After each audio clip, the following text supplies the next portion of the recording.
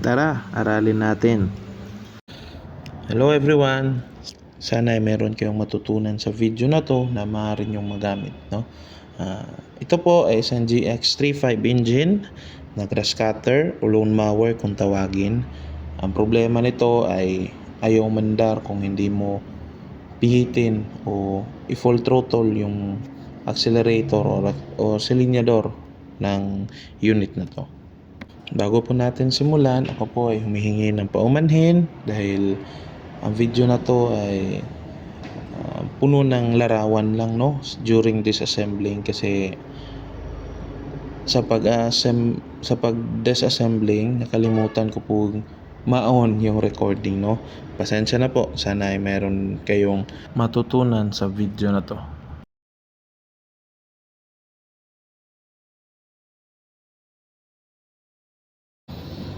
Ito po ay body at valve inlet ng karburador. Ang karburador po na ito pala ay isang diaphragm type, fully diaphragm type, no? Ang problema po nito, kung makikita nyo sa picture, is yung valve inlet or inlet valve kung tawagin, or valve. Kahit sa motor meron yan, kahit sa mga di gasolina, di karburador na sasakyan meron yan. Kung papansin nyo, no, sa picture, ang inlet valve ay parang may mga kabuti or sa kanyang gilid na tumubo, no, or marumi siya, no, na nag-cause na mag-stack up siya, no, na siya nga ring naging dahilan kung bakit ayaw umandar ng grass cutter kung hindi mo pipihitin yung gasolinador, no, o short siya sa gasolina. Gawa nga po ng hindi ko po na-on yung recording during disassembling, picture na lang po yung ipapakita ko, no.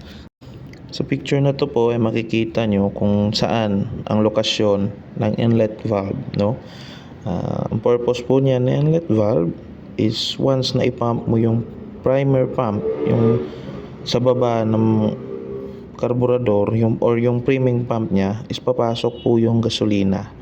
Sa pagpasok ng gasolina ay dahan-dahan namang ibababa ng gasolina yung diaphragm para umakyat itong needle valve, no. Gawa ng ibinababa rin ni diaphragm sabay yung lever o lever metering ng inlet valve. Ito po ang pictures ng pagkakasunod-sunod na during assembling and disassembling ng karburador. Ito naman ang part catalog or manual ng unit o ng karburador particularly, no. Sana ay makatulong ito sa inyo.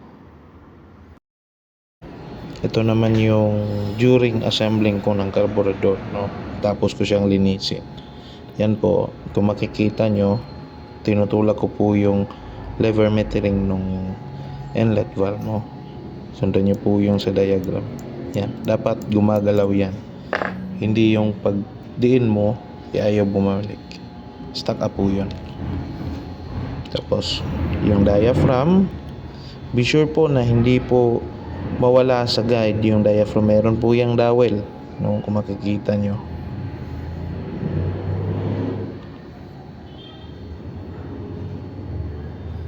Yan naman yung housing ng framing pump, no. Sorry.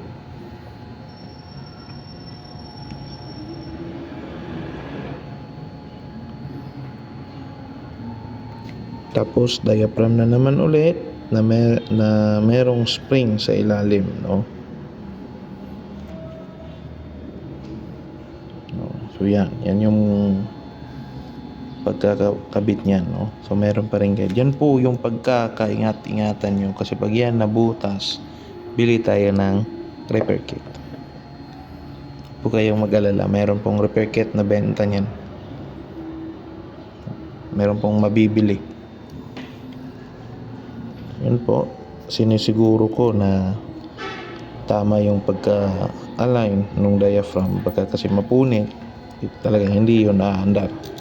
Kasi sa ganito pong karburador o klase ng karburador, na diaphragm type. Ang pinaka kalaban po natin dito is yung leak. Konting punit sa diaphragm, wala na po yan. Hindi na po yan aandar.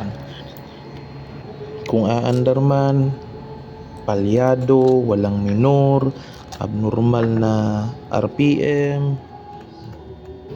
So yan, no? Hand tight muna, huwag po sobrang higpit.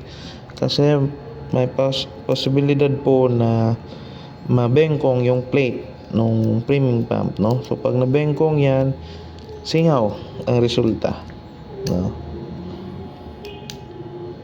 So yung gamit ko ng mga tools nga pala dyan is yung free lang ng unit sa pagbili, no?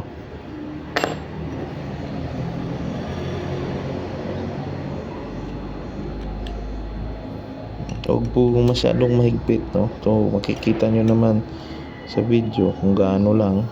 Sana masundan nyo yung video.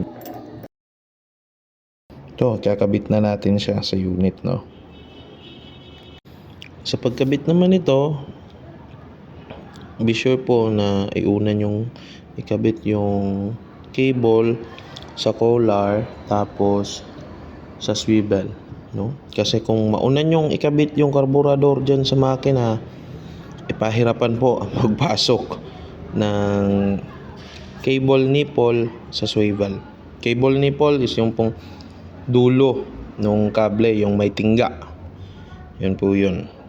Yung swivel naman is yung pinapasukan nung tingga na umiikot.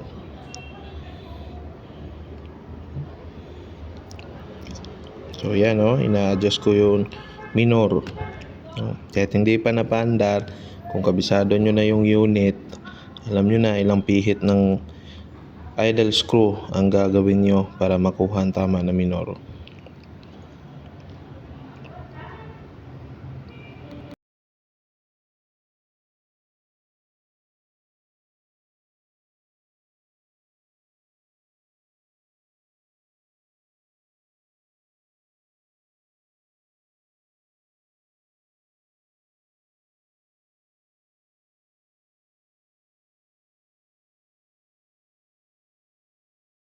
Sa pagkabit naman ito, wag nyo pong kakalimutan yung hose, no, sa ibabaw, no, yung maitim, no, kasi malaki po ang purpose niya, no.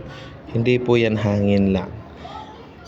Yung moisture ng oil na galing sa cylinder head, yan ipapasok po dyan sa air cleaner, no, na siya namang hihigupin ng karburador, no.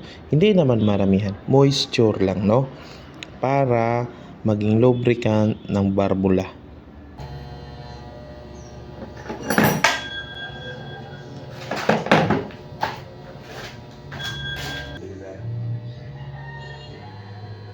Kung minsan nga is ginagawa natin nyo to sa mga sasakyan natin, no.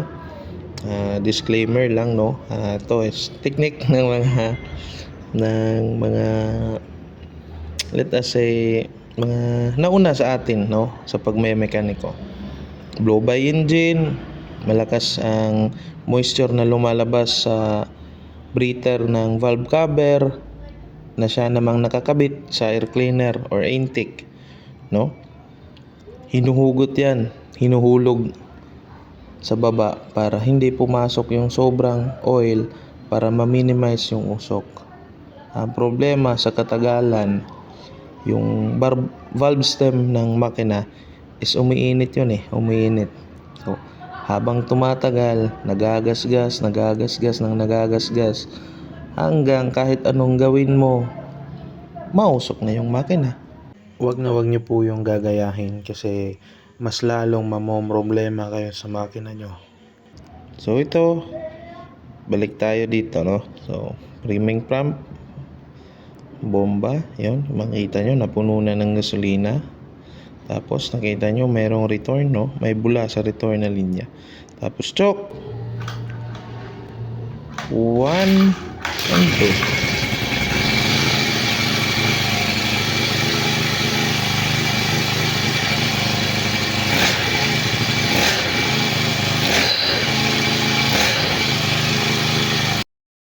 Tapos na po. Peace! Maraming salamat po sa panonood at sana ay meron kayong mga nakuhang bagong idea at meron kayong natutunan, no, sa video ito, at huwag po kayong mag-atubili na o magdalawang isip na ibahagi yon sa ibang tao para sa kahit ganoong paraan ay meron po tayong matulungan, no. So, keep on sharing po. Maraming salamat.